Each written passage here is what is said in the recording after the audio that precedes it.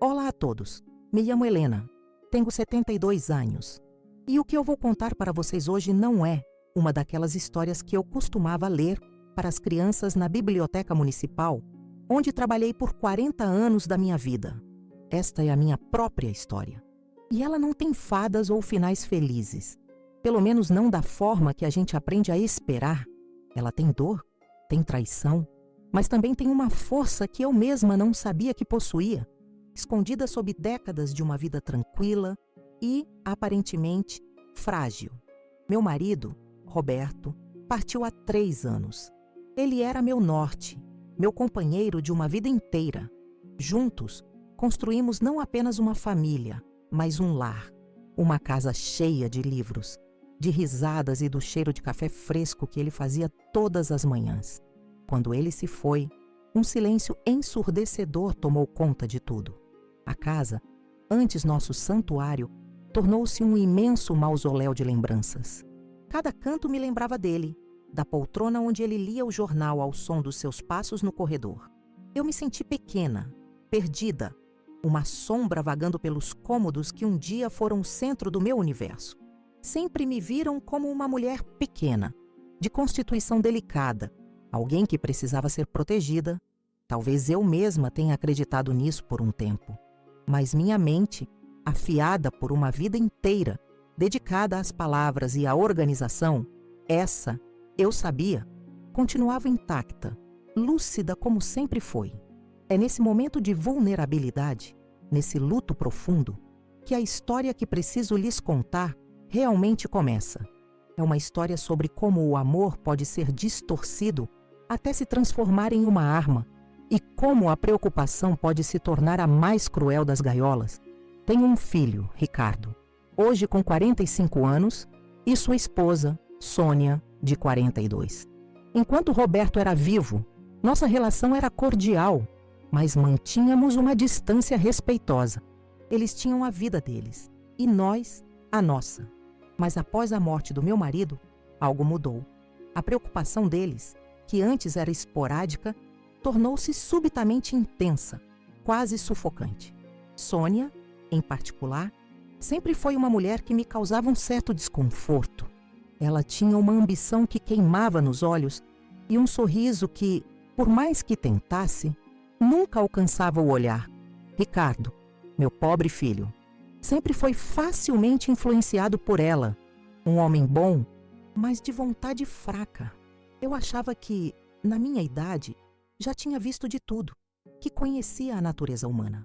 Mas eu estava prestes a descobrir a mais dolorosa das lições, a de que os piores monstros, às vezes, são aqueles a quem um dia chamamos de família.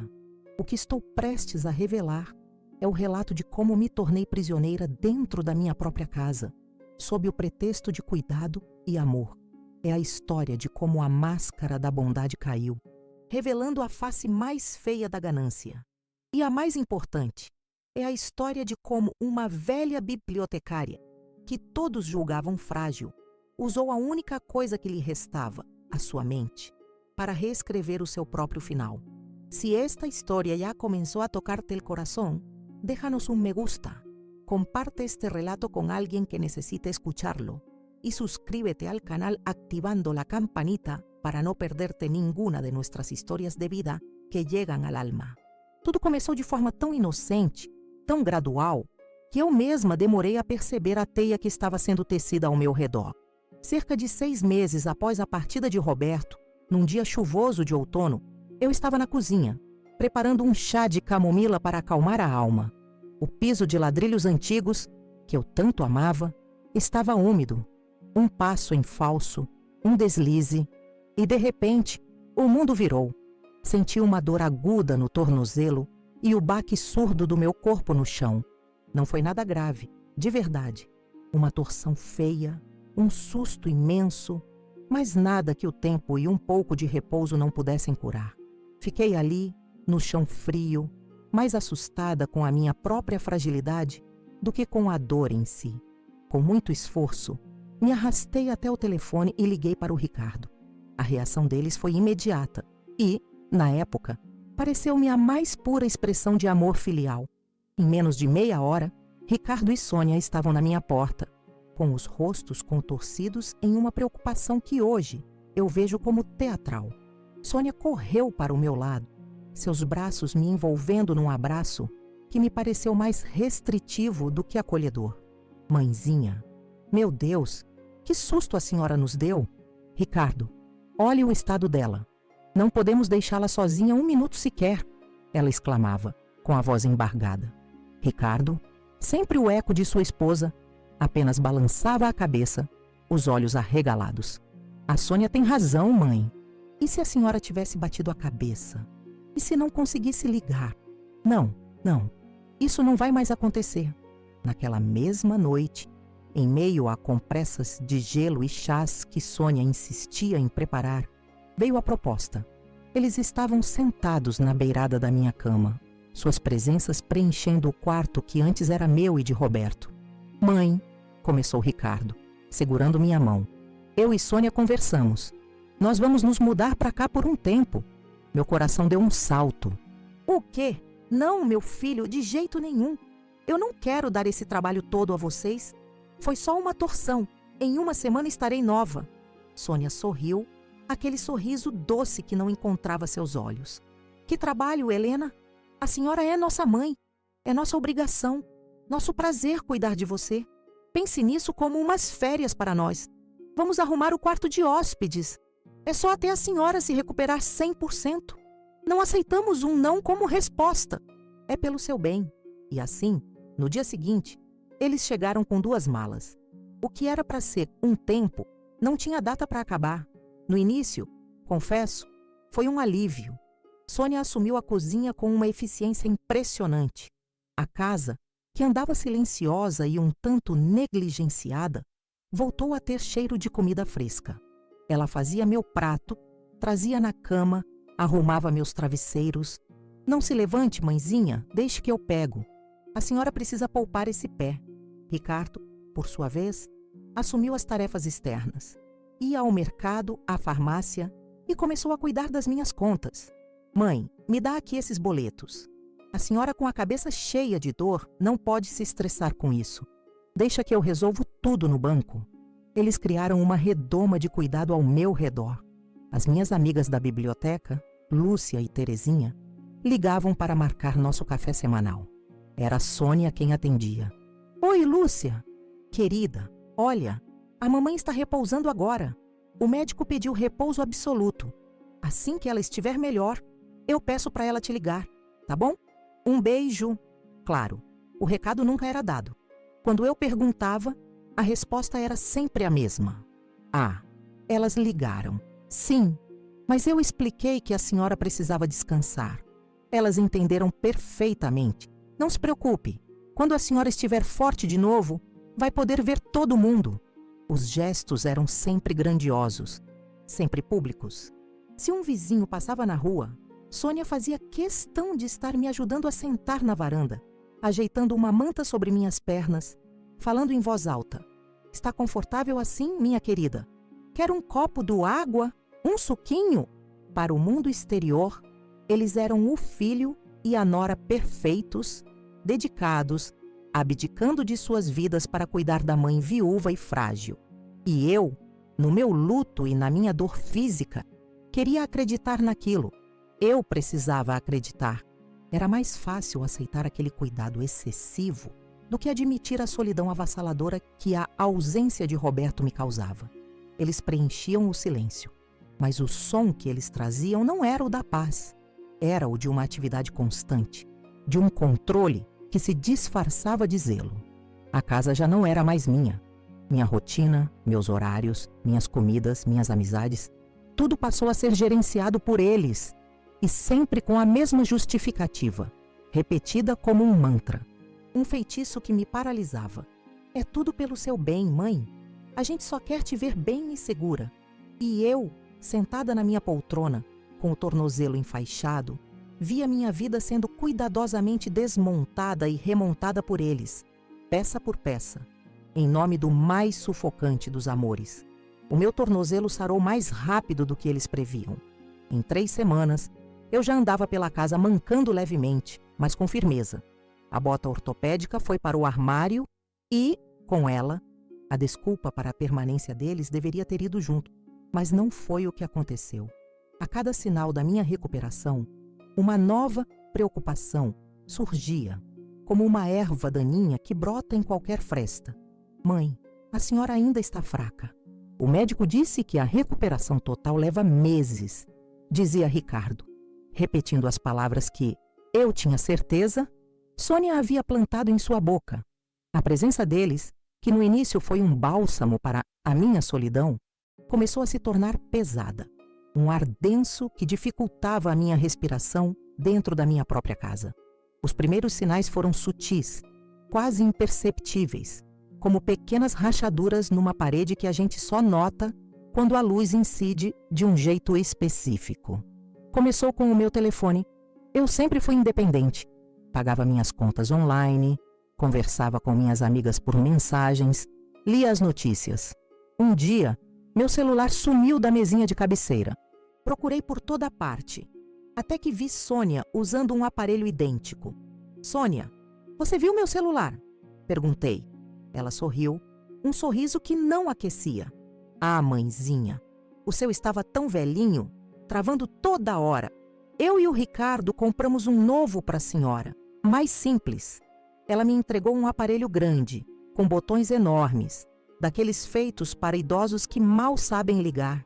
Tinha apenas 2 teclas de discagem rápida, uma para o Ricardo, outra para ela. Assim fica mais fácil. Não tem perigo da senhora se confundir com aplicativos e acabar gastando dinheiro sem querer. Se precisar falar com alguém, é só pedir que a gente liga. Naquele momento, senti um frio na espinha. Não era um presente, era uma mordaça. Eles não estavam simplificando minha vida. Estavam cortando minhas linhas de comunicação com o mundo. Depois, veio o controle sobre as minhas coisas. Um desrespeito velado à minha história. Sônia decidiu reorganizar a casa.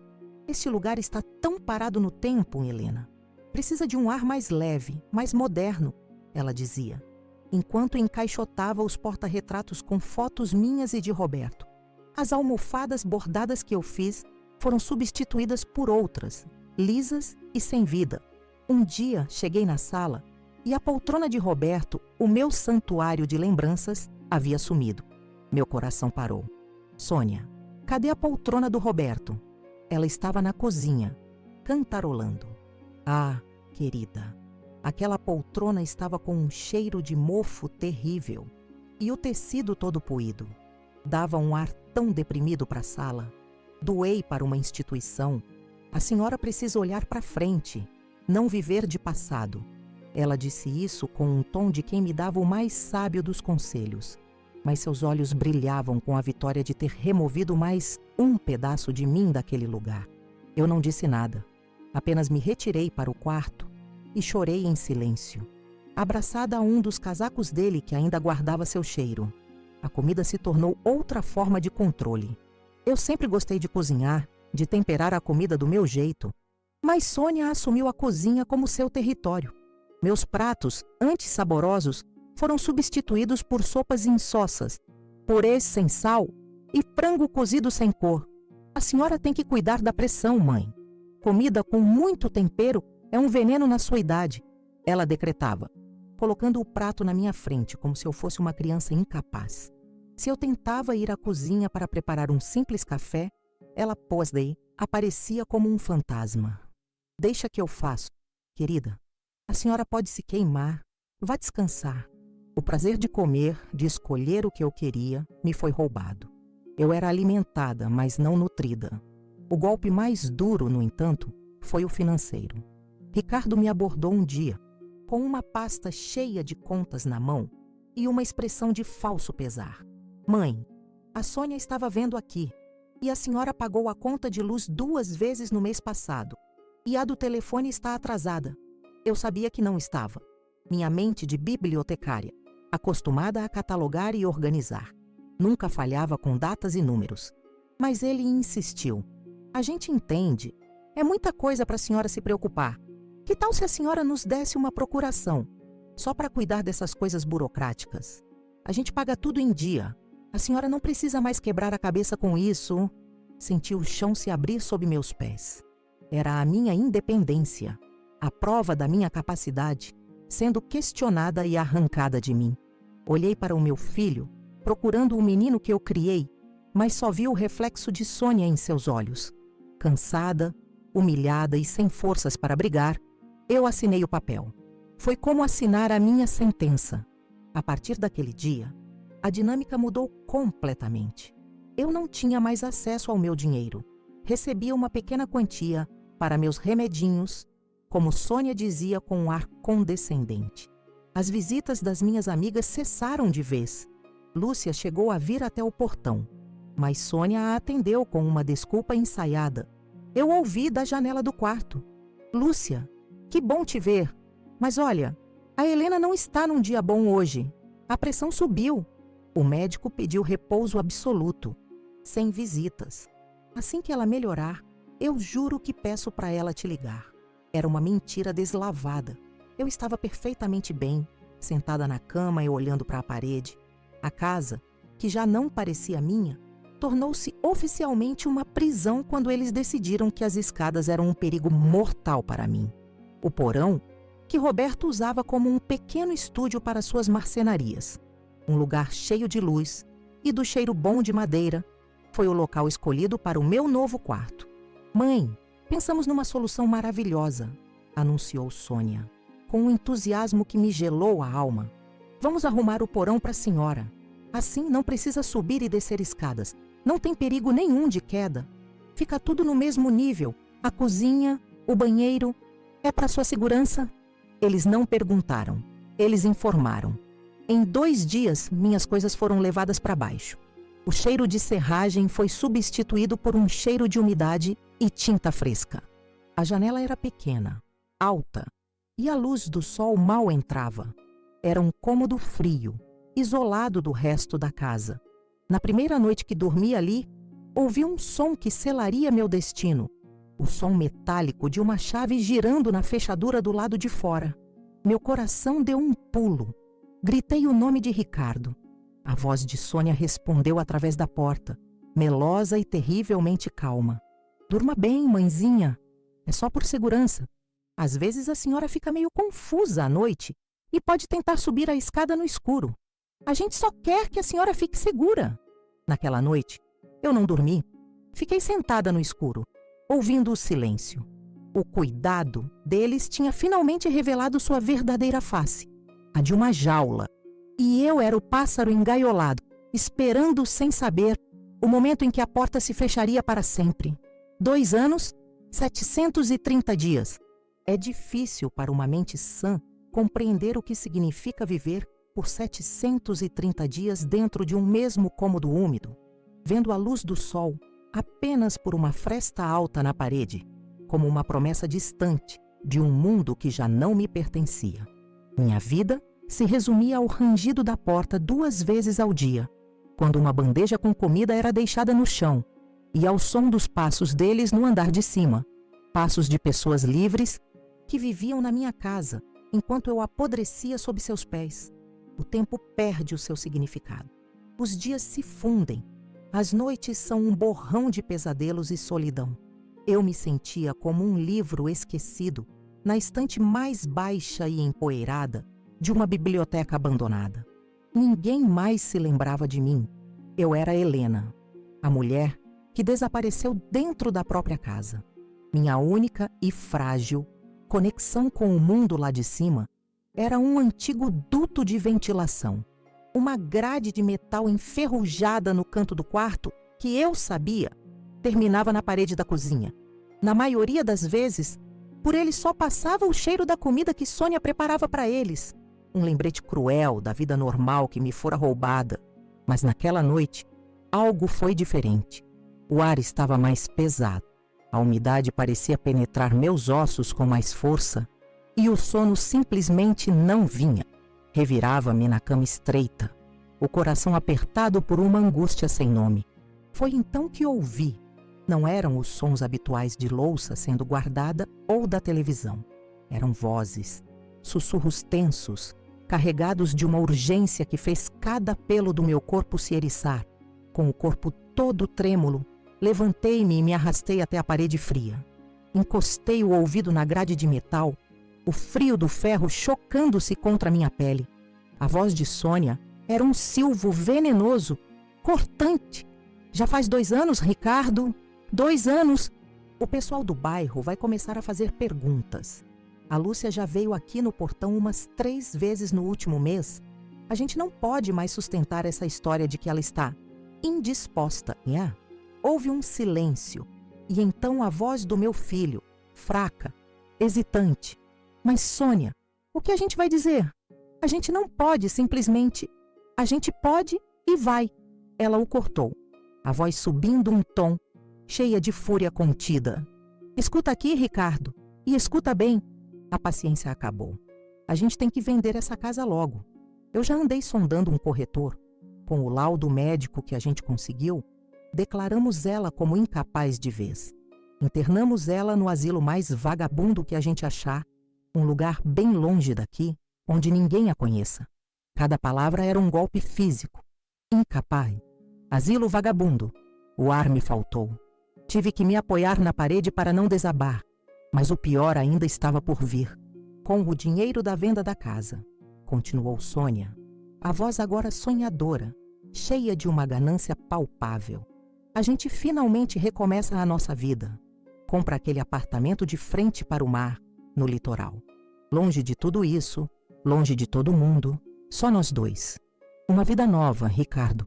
Sem esse peso morto aqui embaixo. Peso morto. Naquele instante, o mundo parou de girar. O som do meu próprio sangue pulsando nos ouvidos era mais alto que os sussurros deles. Não era cuidado. Não era preocupação distorcida. Nunca foi. Era um plano frio, cruel e calculado desde o primeiro dia. Minha queda ou a mudança deles, o isolamento, a procuração, o porão. Cada peça se encaixou com uma clareza aterrorizante. Eu não era a mãe deles que precisava de cuidados. Eu era um obstáculo, um empecilho entre eles e o dinheiro da minha casa, o lar que construí com Roberto tijolo por tijolo. A dor que senti foi algo que eu não consigo descrever em palavras. Foi uma dor que rasgou minha alma, mais profunda que o luto, mais aguda que qualquer dor física. Foi a dor da traição absoluta, vinda do meu próprio filho, do meu próprio sangue. Eu me encolhi no chão frio do porão, abraçando meus joelhos, e pela primeira vez em 2 anos, eu não chorei. As lágrimas secaram antes de nascer. Aquele sofrimento imenso foi tão avassalador que se transformou em outra coisa. Ele queimou a tristeza, incinerou a fragilidade e deixou para trás apenas uma cinza fria e dura como aço. O amor de mãe que ainda restava em algum canto do meu coração morreu naquela noite, assassinado pelos sussurros que vieram da cozinha. O peso morto não ia para um asilo. O peso morto ia se levantar. A bibliotecária frágil, a velhinha indefesa, havia acabado de ler o final da história que escreveram para ela. E ela decidiu, com uma calma assustadora, que era hora de escrever o seu próprio epílogo. O frio do cimento parecia subir pela minha espinha e congelar meu coração já partido, hein? Ali, encolhida no escuro do meu próprio porão, o som dos meus ossos estalando contra o chão era a única resposta ao silêncio que se instalou lá em cima. Eles haviam terminado a conversa. Para eles, meu destino estava selado. Um asilo, um descarte, o fim de um peso morto. Mas algo estranho aconteceu naquele abismo de dor. A imagem do meu Ricardo, o menino de joelhos ralados que eu acalentava, o jovem orgulhoso com seu diploma, se sobrepôs à do homem de voz fraca que concordava em me jogar num lugar qualquer para morrer. E então, com uma clareza que doía mais que a traição, a imagem do menino se desfez. Virou pó. Naquele porão úmido, naquela noite sem estrelas, eu enterrei meu filho. O que restou foi um estranho, um cúmplice da mulher que orquestrou a minha ruína. E o amor, quando morre, não deixa saudade, deixa um vazio. E a natureza, assim como o coração de uma mãe traída, abomina o vazio.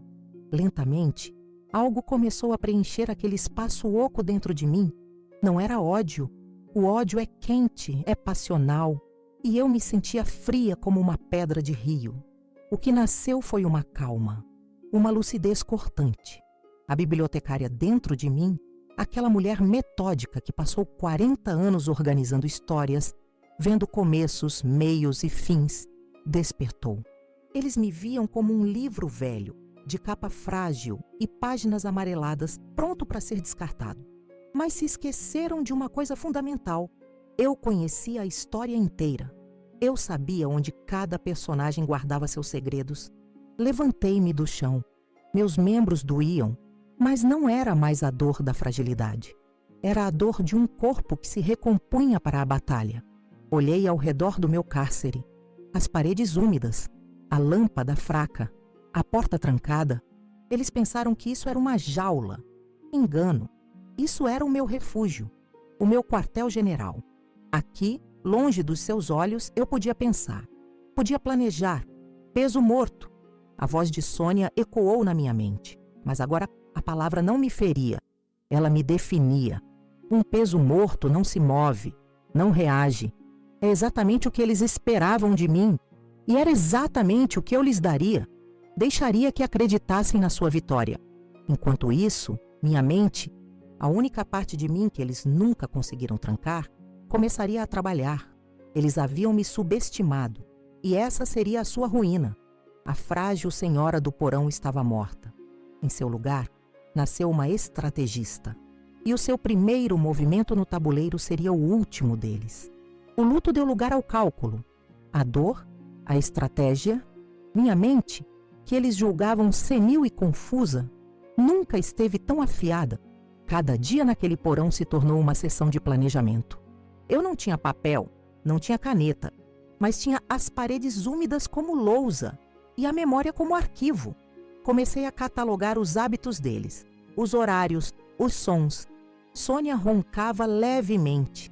Ricardo tinha o sono pesado. Eles saíam às terças para fazer compras maiores. Deixavam a televisão da sala ligada até tarde. Eram preguiçosos e previsíveis. E a previsibilidade, eu sabia, era a maior fraqueza de qualquer antagonista. Meu plano precisava de um catalisador, um recurso que eles desconheciam completamente. E eu o tinha.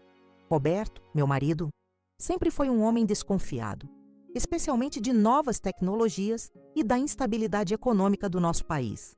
Antes de falecer, ele me fez um último presente, um talismã de sua preocupação, um celular bem simples, um tijolinho, como dizíamos, com um chip pré-pago e a bateria carregada.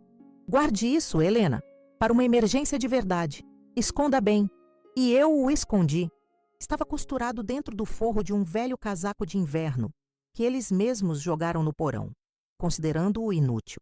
Um talismã de um tempo em que eu era cuidada, não vigiada.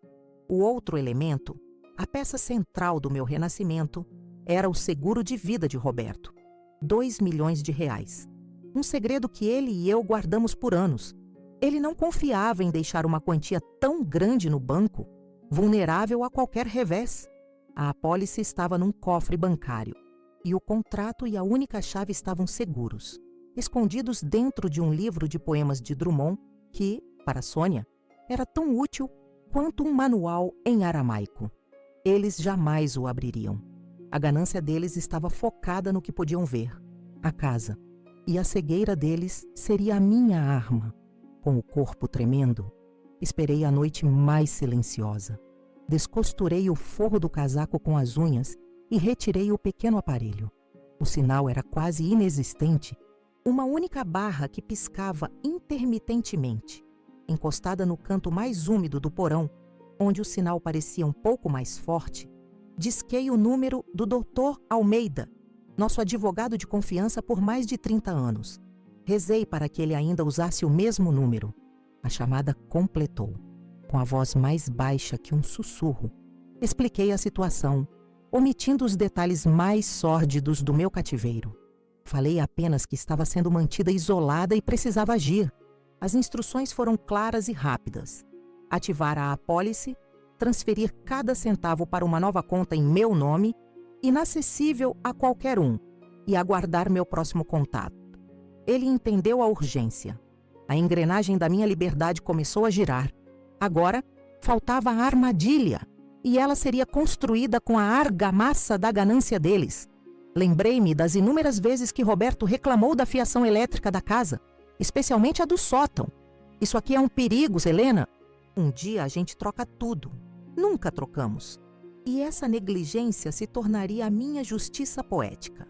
Rasguei uma folha em branco do final do livro de Drummond, que eu havia pedido para Sônia me trazer meses antes, sob o pretexto de reler umas poesias. Com um pequeno lápis que guardava junto ao celular, comecei a escrever. Imitei a caligrafia de Roberto, as letras levemente inclinadas para a direita, o R, que ele fazia de forma tão característica. Era um bilhete curto, uma confissão póstuma forjada. Helena, meu bem, se algo me acontecer, saiba que nosso futuro está seguro. Tudo que juntamos está no cofre, atrás da parede falsa do sótão. A senha é o nosso aniversário de casamento. Era a isca perfeita, a menção a um tesouro escondido, a localização específica, a senha sentimental que eles facilmente descobririam. Eu sabia que a cobiça de Sônia não a deixaria questionar a veracidade daquilo. Ela o encontraria e arrastaria Ricardo para aquela caça ao tesouro inexistente.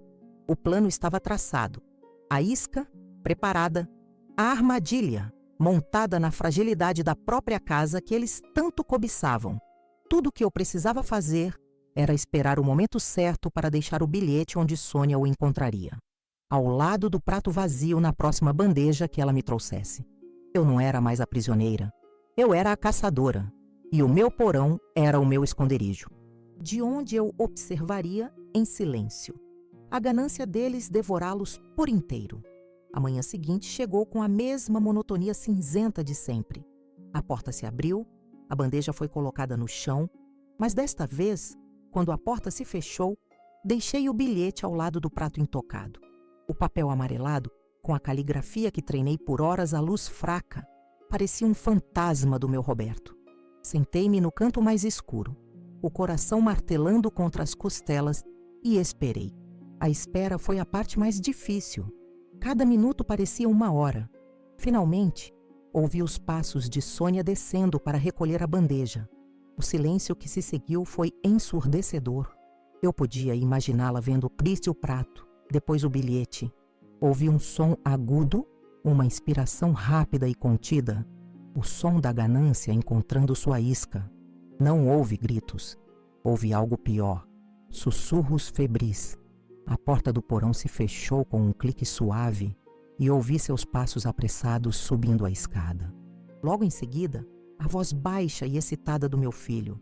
Eles haviam mordido a isca com uma voracidade que superou todas as minhas expectativas.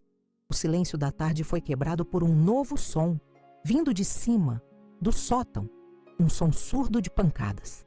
Primeiro, hesitantes, depois, mais fortes, frenéticas. Era a sinfonia macabra da sua cobiça. Ricardo e Sônia, que nunca moveram um dedo para consertar uma torneira que pingava, agora golpeavam as paredes do meu lar com a fúria de garimpeiros enlouquecidos. Eu podia imaginá-los lá em cima, cobertos de poeira e suor, os olhos brilhando à luz de um refletor potente que com certeza ligaram em uma única tomada, junto com alguma ferramenta elétrica. A fiação antiga da casa, o fantasma que tanto assombrou Roberto, gemia sob o esforço. As pancadas continuaram por horas, uma trilha sonora para o desmantelamento final da minha família. Quando a noite caiu, os sons pararam. Ouvi seus passos cansados descendo, as vozes frustradas, mas ainda cheias de esperança. Amanhã a gente acha. Ouvi Sônia dizer. Tem que estar lá. Foram dormir, deixando para trás o caos. E, como eu previa, a sobrecarga elétrica. Uma bomba relógio armada pela própria ganância. Eu não dormi. Fiquei sentada, envolta no meu casaco velho, uma sentinela no meu próprio calabouço. Foi por volta das 2 da manhã que senti o cheiro. Primeiro, sutil, um odor químico de plástico aquecido. Depois, inegável, fumaça, acre e cortante, começando a se infiltrar pelas frestas da porta. O meu plano, a minha justiça poética, estava se tornando real de uma forma aterrorizante. O coração disparou em pânico. Isso não era um filme, era a minha vida. O fogo não escolheria vítimas. Um estalo alto veio do teto, seguido por um som crepitante que começou a se espalhar. A fumaça engrossou, o ar ficou pesado, difícil de respirar. O pânico deu lugar ao instinto. Arrastei-me até o pequeno lavatório no canto do porão e encharquei o cobertor mais grosso que tinha. Enrolei-me nele, pressionando o tecido úmido contra o rosto, e me encolhi no canto mais distante da porta, o mais baixo possível. O calor começou a ser sentido através da madeira. Lá em cima, ouvi os primeiros gritos. Eram gritos de pânico, de terror, gritos de quem acorda numa armadilha mortal. A casa, que eles tanto cobiçavam, estava se tornando a sua pira funerária. O tempo se contorceu. Não sei quanto tempo fiquei ali, tremendo, sufocando, ouvindo o rugido do fogo e os sons distantes de sirenes que se aproximavam. O mundo lá fora era um caos de luzes piscando e gritos. Então, um estrondo. A porta da frente sendo arrombada. Vozes grossas, abafadas por máscaras. Bombeiros. Tem alguém aí? O som de botas pesadas no que restava do piso acima de mim. E então, o silêncio deles. Eles haviam encontrado a porta trancada do porão. Um machado estraçalhou a madeira. A porta voou em pedaços e um facho de luz de lanterna cortou a fumaça densa, encontrando meus olhos. Um homem enorme, coberto de fuligem, entrou e me envolveu nos braços. Peguei ela, está viva! Enquanto ele me carregava para fora, para o ar frio da noite, vi o que restava da minha casa. O andar de cima era uma concha enegrecida, vomitando chamas para o céu estrelado. Os vizinhos, minhas amigas Lúcia e Terezinha, estavam todos ali, os rostos em choque. Quando me viram emergir do porão, suja, fraca, mas viva, um murmúrio percorreu a multidão. A história do meu cativeiro, selada por uma porta trancada e um incêndio inexplicável, começava a vir à tona, não com um sussurro, mas com o rugido das chamas que haviam executado a mais terrível e elegante das justiças. Com os 2 milhões de reais do seguro de Roberto, eu não comprei luxos, não comprei joias, carros ou roupas de grife. Com aquele dinheiro, eu comprei o bem mais precioso que me haviam roubado, a minha liberdade. O terreno enegrecido onde um dia existiu meu lar foi vendido sem que eu olhasse para trás uma única vez. As cinzas da ganância deles se tornaram o alicerce da minha nova vida. Mudei-me para um apartamento pequeno e iluminado, de frente para o mar, numa cidadezinha tranquila do Nordeste, onde o único som que me acorda de manhã é o das ondas, e não o de uma chave girando na fechadura. Aqui, ninguém me conhece como a pobre viúva ou a vítima do incêndio. Sou apenas a Dona Helena, a senhora simpática que adora caminhar na praia ao amanhecer. 3 vezes por semana, sou voluntária na biblioteca municipal. Voltei para o meu mundo, para o cheiro dos livros, para o poder das histórias. Retomei o contato com minhas amigas e já planejo uma viagem para visitá-las. Viajei para lugares que só conhecia nas páginas que cataloguei por 40 anos. As pessoas às vezes me perguntam sobre Ricardo e Sônia. A verdade é que eu perdi meu filho muito antes daquele incêndio. Perdi-o no momento em que a voz dele se tornou um eco da ambição de sua esposa. O fogo não os levou. A cobiça, sim. Eu não celebro o que aconteceu, mas aceito que recuperei minha dignidade das cinzas que eles mesmos criaram. Meu nome é Helena, tenho 72 anos e pela primeira vez, desde que Roberto partiu, eu finalmente estou em paz. ¿Qué te pareció la fuerza de Helena? Deja tu opinión en los comentarios y comparte esta historia con alguien que pueda necesitar un mensaje de esperanza. Que Dios los bendiga a todos.